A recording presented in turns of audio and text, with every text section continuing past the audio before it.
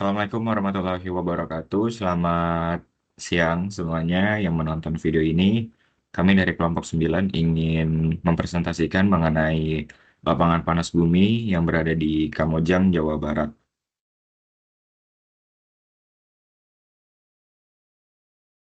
Oke, sebelumnya kami beranggotakan 5 orang yang berisikan oleh saya sendiri, yaitu Ridho Dafamrullah. Ada rekan saya, yaitu Gesta Rafa, Randi Kusuma, Farel Christopher, dan juga Muhammad Afrizal Sinali.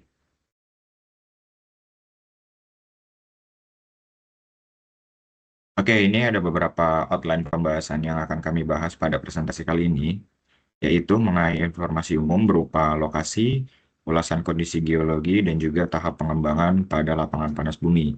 Kemudian ada studi khusus yang berupa tujuan, data, dan metodologi yang digunakan untuk studi khusus ini, dan juga hasil dan kesimpulan dari tujuan pada studi khusus ini.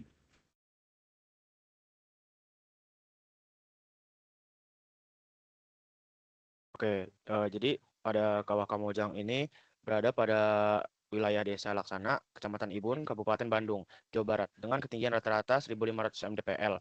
Lapangan ini berjarak 17 km dari barat Laut Garut atau 42 km dari Tenggara Bandung, dan berada pada ketinggian 1.640 sampai 1.750 meter di atas permukaan laut. PGE atau Pertamina Geothermal Energy area Kamojang memasok daya listrik sebesar 200 MW untuk jaringan Jawa, Jawa Bali melalui PLTP Kamojang Unit 4. PGE area Kamojang secara aktif melakukan penghematan dan konservasi energi untuk proses produksi maupun fasilitas pendukungnya yang dapat dilihat dari penurunan host load total energi listrik satuan produk tahun 2011 sampai 2012 sebesar 3,48% menjadi 3,40% di tahun 2012 hingga 2013, setara dengan penghematan sebesar 422,621 kWh dari tahun sebelumnya. Next. Jadi pada ulasan kondisi geologi area Kamojang terletak pada rantai dataran tinggi vulkanik berarah barat timur dari Gunung Rakutak di barat sampai Gunung Guntur di sebelah timur dengan ketinggian 1.500 mdpl dengan panjang 15 km dan lebar 4,5 km. Secara umum, area panas bumi Kamojang dan sekitarnya tersusun atas endapan prakaldera dan postkaldera. Formasi prakaldera terdiri atas basalt, andesit, dan piroklastik, berumur tua hingga termuda, mencakup dari satuan Gunung Rakutak hingga Gunung Kancing. Lalu ada formasi postkaldera, tersusun atas basaltik andesit dan lava andesit, mencakup satuan dari Gunung Batu Susun hingga Gunung Guntur, berumur lebih tua, menjadi tidak selaras di atas formasi prekaldera, sorry. Lalu kita masuk ke struktur geologi yang berkembang pada area Kamojang. Sesar yang berkembang di daerah penelitian Kamojang umumnya berarah barat daya timur laut dan barat laut tenggara sebagai respon terhadap tektonik subduksi di bagian selatan Pulau Jawa. Struktur ini terbentuk pada umur kuarter dan berperan penting dalam mengontrol kemunculan gunung api muda di wilayah tersebut. Selain sesar, wilayah Kamojang berada dalam suatu depresi melingkar berdiameter 5 km yang diduga merupakan sisa kaldera atau kawah vulkanik. Bentuk depresi melingkar ini teridentifikasi di sekitar Gunung Pangkalan dan Ciharus, lalu ada di Gunung Rakutak. Struktur geologi yang berkembang juga sangat mengontrol keberadaan manifestasi permukaan di Kawah Kamojang, yang muncul tepat di atas dan pada ujung sesar Citepus. Pertemuan dua pola struktur utama, barat daya dan timur laut, lalu ada barat laut hingga tenggara, membentuk zona geologi bawah permukaan yang sangat lemah. Kondisi ini memicu munculnya berbagai manifestasi panas bumi, terutama di bagian timur laut area Kamojang, berupa fumarol, hot springs, mud pool, dan silika residu. Next. Baik, selanjutnya ada tahapan pengembangan lapangan panas bumi ini. Jadi, tahap pengembangan ini dibagi menjadi dua fase, yaitu yang pertama tahapan eksplorasi dan identifikasi struktur. Jadi, tahapan awal ini pengembangan panas bumi di wilayah Kamojang ini dimulai dari studi geologi regional yang menunjukkan area ini dikontrol oleh sistem sesar dan juga struktur kaldera. Jadi, sebelum dilakukannya pengembangan ini di daerah Kamojang ini sudah ada pemetaan regional yang menunjukkan bahwa adanya sistem sesar dan juga struktur kaldera. Selanjutnya juga dilakukan survei gaya berat untuk mengidentifikasi variasi densitas batuan di bawah permukaan. Nah, data gaya berat diolah menjadi anomali bongkar dan dianalisis menggunakan metode Second Vertical Derivative atau SVD untuk menonjolkan struktur dangkal seperti sesar. Nah, struktur sesar ini berperan penting sebagai jalur aliran fluid bumi dan menjadi dasar pembentukan zona prospeknya dan kemudian dilakukan pemodelan reservoir dan tahap pengembangan. Nah, pada fase ini tahapan lanjutan pengembangan dilakukan dengan pemodelan inversi 3 dimensi anomali Bongger. Nah, untuk memvisualisasikan kondisi di bawah permukaan. Nah, hasil pemodelan ini akan menunjukkan reservoir panas bumi di Kamojang yang berada di bagian utara dan juga selatan pada lapangan yang memiliki densitas 2,5 sampai 2,7 gram cm kubik. Nah, dengan kedalaman sekitar 700 sampai 1.500 meter ini, sumber panas atau heat source-nya itu teridentifikasi di bagian tengah lapangan dengan densitas yang lebih tinggi pada kedalaman sekitar 4.000 meter. Nah, berdasarkan hasil ini, zona utara dan selatan direkomendasikan sebagai area utama pengeboran dan pengembangan lapangan panas bumi. Jadi, tadi sudah dilakukan tahap dari data gaya berat, terus kita melakukan pemodelan reservoirnya, didapat hasil daerah mana sih yang merupakan daerah yang cocok untuk dilakukan pemodelan dan dilakukan pengeboran pada lokasi di Kamojang ini, seperti itu. Baik, untuk tujuan dari studi kasus yang kami lakukan, yaitu kami melakukan analisis kondisi struktur bagaimana pada area lapangan panas bumi Kamojang. Kemudian kami melakukan menganalisis bagaimana pemanfaatan jangka panjang untuk lapangan panas bumi Kamojang. Dan yang ketiga, yaitu kami mengidentifikasikan bagaimana lapangan panas bumi Kamojang ini dengan menggunakan pengamatan geokimia. Oke, next.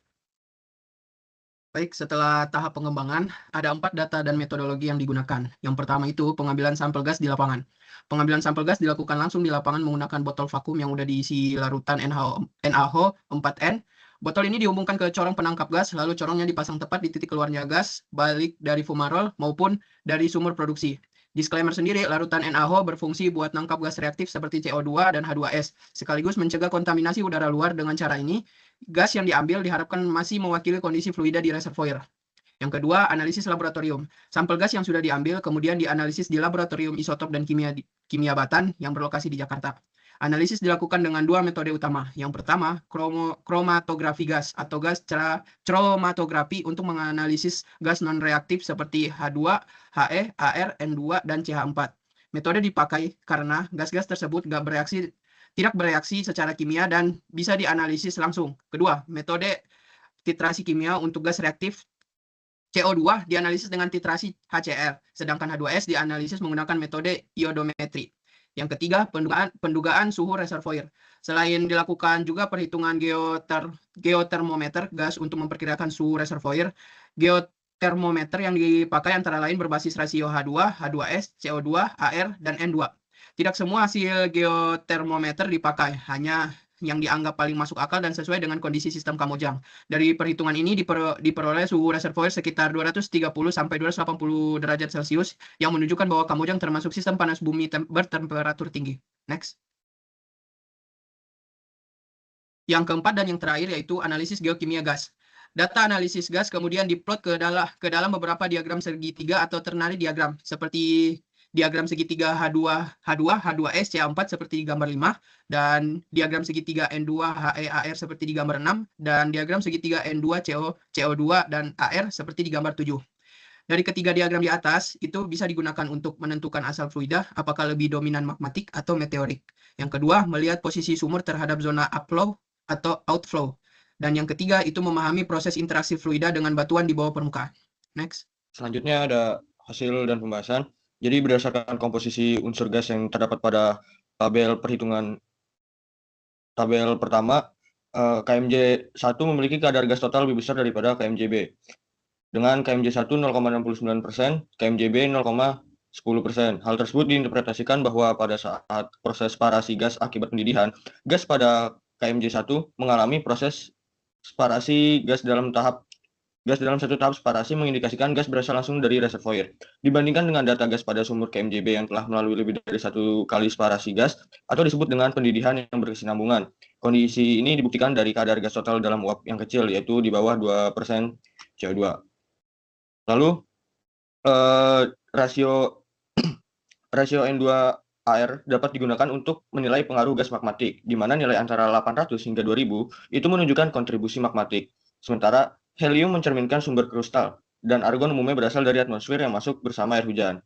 Berdasarkan dari diagram segitiga N2HEAR, meskipun data helium tidak tersedia, interpretasi masih dapat dilakukan dan menunjukkan bahwa gas panas bumi di lapangan Kamojang ini didominasi oleh air meteorik. Hal ini diperkuat oleh hasil 10 sampel sumber produksi yang mengindikasikan fluida panas bumi berasal dari air hujan yang masuk ke reservoir melalui zona patahan sebagai daerah recharge. Selanjutnya, berdasarkan diagram perbandingan komposisi N2CO2 AR, gas-gas pada sumur berada di antara air point N2 dibagi AR ratio dan garis yang menghubungkan White Island ratio dengan AR apex. Semakin dekat ke arah garis, maka mengindikasikan bahwa semakin dekat ke arah zona upflow. Selain itu, dapat juga mengindikasikan adanya sedikit pengaruh magmatik. Dari diagram CO2N2AR pada gambar 8 tadi menunjukkan bahwa pada sumur KMJF dan KMJJ memiliki nilai air yang tinggi dibandingkan dengan sumur-sumur lainnya. Hal ini dapat diinterpretasi karena kemungkinan terjadi kesalahan teknik sampling gas sehingga menyebabkan nilai air tinggi. Argon sendiri merupakan gas udara bebas di atmosfer. Selanjutnya, hasil perhitungan geotermometer. Tidak seluruh geotermometer gas dapat digunakan dalam menentukan temperatur reservoir. Adapun beberapa yang tidak dipakai. Menurut Gigenbach dan dalam Almirano 2006, nilai dari temperatur yang sangat tinggi di atas 374 derajat Celcius dan temperatur terlampau rendah dari tabel hasil perhitungan geotermometer gas, maka dapat diperkirakan temperatur reservoir berkisar antara 230 hingga 279,7 derajat Celcius. Sistem panas bumi dengan temperatur tersebut termasuk ke dalam sistem panas bumi bertemperatur tinggi. Oke, dari kesimpulan yang bisa disimpulkan dari beberapa tujuan yang sudah dijelaskan tadi, bahwasanya kondisi struktur geologi lapangan panas bumi di Kamojang ini punya peranan yang sangat dominan, yang berguna untuk mengontrol sistem panas bumi yang berkembang. Nah, keberadaan adanya sesar normal hingga oblik, kemudian rekahan vulkanik, dan juga adanya zona graben ini menciptakan bagaimana permeabilitas yang tinggi, dan juga memungkinkan air meteoriknya itu tuh masuk, yang digunakan sebagai recharge dan dipanaskan di dalam, lalu naik lagi kembali ke permukaan, sebagai fluida panas bumi. Nah, keterkaitan erat antara struktur regional aktivitas vulkanik dan juga pola aliran fluida ini itu tuh membentuk reservoir uap yang cukup dominan dan menjadikan bagaimana Kamojang itu sebagai lapangan panas bumi yang produktif, stabil, dan juga berkelanjutan untuk pemanfaatan energi. Nah, pemanfaatan jangka panjang lapangan panas bumi Kamojang ini menunjukkan bagaimana keberhasilan pengelolaan sumber daya panas bumi yang berkelanjutan. Hal ini didukung dengan kondisi geologi seperti reservoir uap yang relatif stabil, serta bagaimana manajemen lapangan yang konsisten, mekanisme recharge air meteorik melalui zona sesar, dan juga penerapan reinjeksi untuk menjaga tekanan reservoir, dan peningkatan teknologi pembangkit ini memungkinkan Kamojang itu tetap produktif meskipun telah beroperasi selama puluhan tahun. Selain sebagai sumber energi bersih dan andal, Kamojang juga berperan sebagai pusat pembelajaran dan pengembangan teknologi panas bumi di Indonesia. Nah, dari bagaimana pengamatan geokimianya secara keseluruhan, analisis geokimia gas pada lapangan panas bumi Kamojang ini menunjukkan bahwasanya fluida panas bumi yang didominasi oleh air meteorit yang masuk ke reservoir melalui zona patahan itu sebagai daerah recharge dengan kontribusi magmatik yang relatif kecil. Perbedaan kadar gas total antara sumur KMJI dan juga KMJB mencerminkan bagaimana variasi proses pendidikan di mana KMJI mempresentasikan gas yang berasal langsung dari reservoir, sedangkan KMJB telah mengalami pendidikan yang berulang. Interpretasi diagram gas mengindikasikan posisi sumur relatif terhadap zona upflow, sementara nilai argon yang tinggi pada beberapa sumur ini kemungkinan dipengaruhi oleh faktor teknis seperti pengambilan sampel. Hasil perhitungan dari geotermometer ini menunjukkan bahwasanya temperatur reservoir berkisar antara 230 hingga 279,7 derajat, yang mengartikan bahwasanya lapangan panas bumi ini merupakan lapangan panas bumi bertemperatur tinggi. Berikut paper yang kami gunakan. Ada satu paper yang kami gunakan sebagai acuan utama dan beberapa paper pendukung untuk mengerjakan tugas ini. Dan berikut juga merupakan tabel kontribusi dari pembuatan presentasi ini dari kelompok kami. Sekian dari kelompok 9. Terima kasih. Assalamualaikum warahmatullahi wabarakatuh.